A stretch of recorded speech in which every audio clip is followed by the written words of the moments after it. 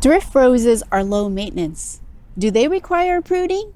They do if you want the best blooms. I'll show you how we do ours.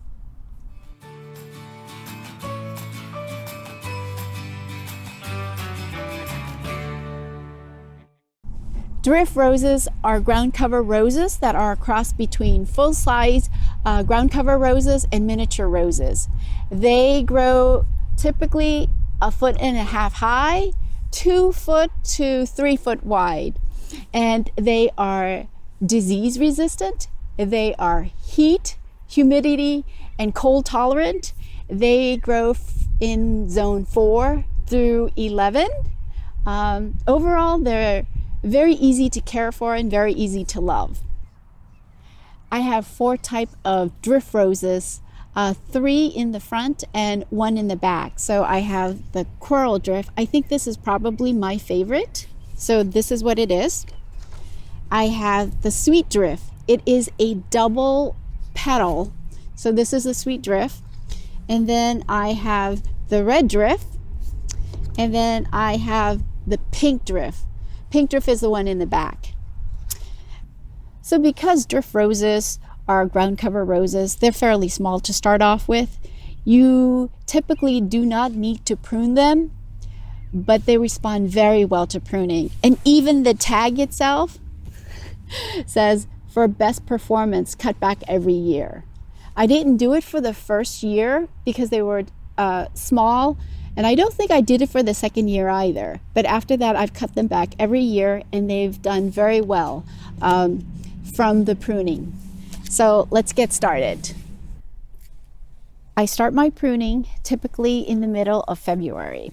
I removed anything that has the 3 Ds, or maybe 4 Ds, dead, dying, disease, or damage.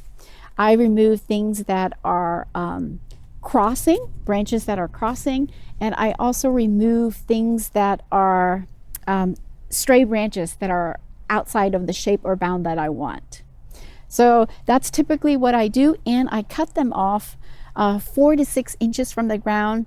At the most, I'll leave 10 to 12, but no more than that. And I typically just use the hand pruners. Other people have used hedge clippers or even hedge trimmers, but I typically prefer the hand pruning method because it gives me a better visual of exactly where I place my cuts. Always start off with a clean, sharp pruners, and I have cleaned them with rubbing alcohol. So we'll get these things out of the way and we'll get to work. So here we have an example of a something that is dead or dying. You see that right here, and here's where it connects to the live branch. So I'm going to place my pruners here and clip it off. Yeah. So there we go. That goes. Now let's go find ones that are straying out of its place. And here is an example of a branch that has strayed out of bounds. I don't want it to go into my sunshine ligustrum. So here you go. You can see that it's way into my bush here. I don't want that. So even though this is a beautiful, strong branch, I'm going to cut it close to the base.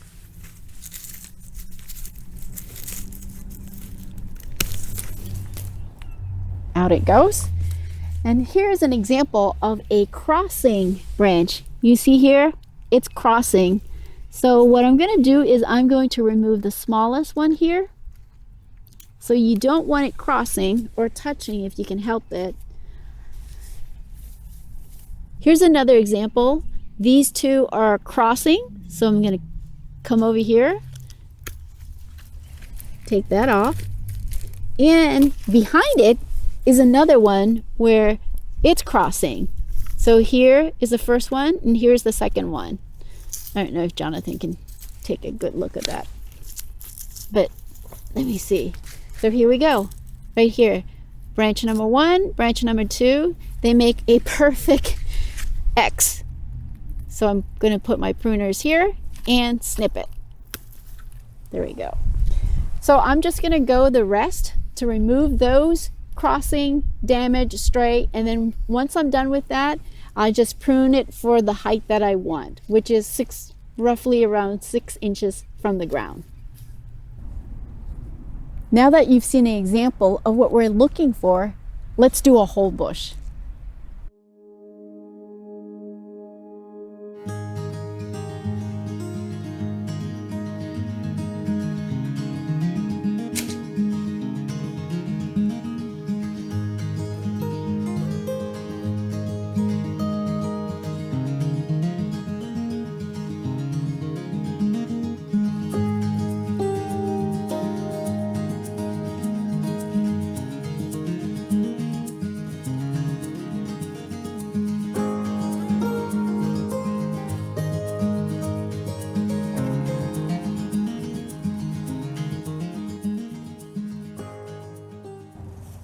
So on this bush, it's a good example of flowers that have kind of faded from their glory, flowers that are still fully in bloom, and also flowers in bud.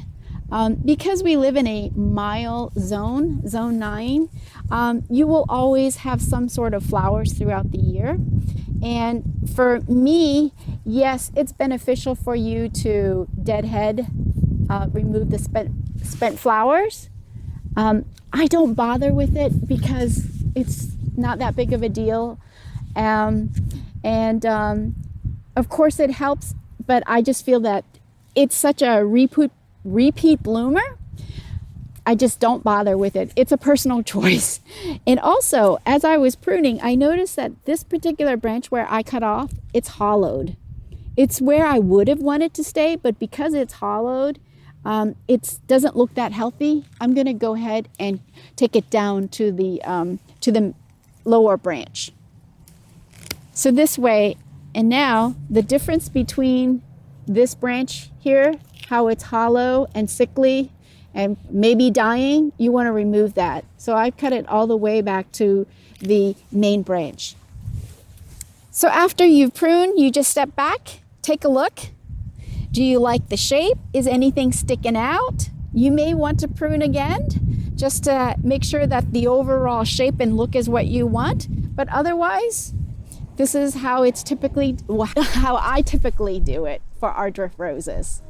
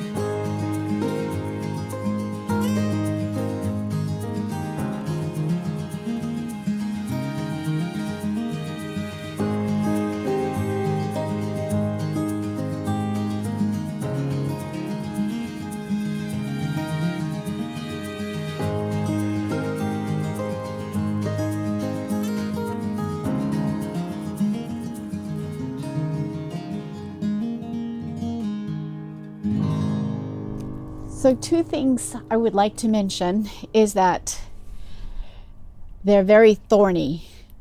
Thorns have roses, not roses have thorns. But it is always good and recommended to wear leather gloves. I have worn the regular garden gloves, and I cannot tell you how many times I've had splinters. And these thorny splinters are extremely painful. So I've learned my lesson. Whenever I'm touching these roses or anything with thorn, I try to wear the leather gloves just because it's just too painful. No matter how careful I am, I tend to always get splinters, and Jonathan has to extract them. Second is that I do one hard pruning annually in February, But throughout the growing season, if you see a branch that's out of place, by all means, go ahead and cut them, prune them back, but don't prune 2 months prior to your first frost date, just so that it gives the roses time to mature and heal from that cut. So I hope you found this helpful. Thanks for watching. See you next time.